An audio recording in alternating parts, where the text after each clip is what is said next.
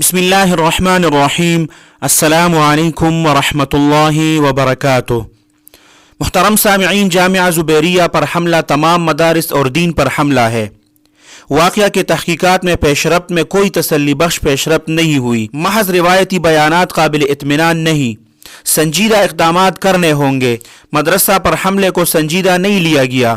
وزیر اعظم پاکستان کو فوری طور پر مدرسے آنا چاہیے تھا۔ سانحے کے مجرم تاحال کیفر کردار تک نہیں پہنچے۔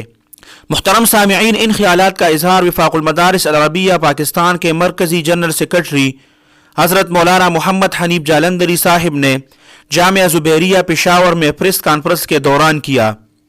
انہوں نے مزید کہا کہ ہم اس سانحے کو APS واقعے سے کسی طور پر کم نہیں سمجھتے۔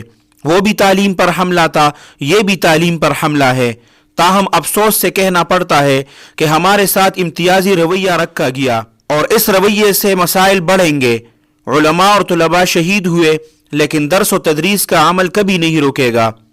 دینی مدارس کی آزادی اور حریت کوئی سمجھوتا نہیں کیا جائے گا۔ مدارس کے خلاف ہر سازش ناکام بنا دی جائے گی۔ مدارس ملک کے محافظ ہیں، اگر مدارس محفوظ نہیں تو پھر کوئی بھی محفوظ نہیں ہوگا۔ مدارس کے ساتھ توہین آمیز رویہ برداشت نہیں کیا جائے گا۔ دینی مدارس میں امن اور سلامتی کی تعلیم دی جاتی ہے۔ فرقواریت سے مدارس کو جوڑنا افسوسناک ہے۔ دینی مدارس کے رجسٹریشن میں حکومت رکاوٹ ہے۔ ہم نے کبھی رجسٹریشن سے انکار نہیں کیا، لیکن رجسٹریشن سے پہلے جو اقدامات ضروری ہیں وہ پہلے اٹھائے جائیں تاکہ اعتماد بحال ہو۔ حکومت مدارس اور علماء کو مناسب سیکورٹی فراہم کرے۔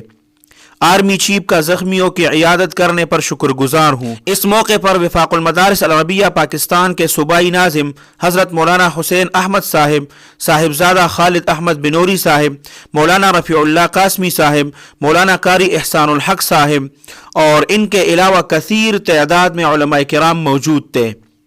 محترم سامعین، اللہ سبحانہ و تعالی آپ سب کو اپنے حفظ اور امان میں رکھے، اپنے خصوصی دعاؤں میں یاد رکھیں۔ السلام علیکم ورحمۃ اللہ وبرکاتہ۔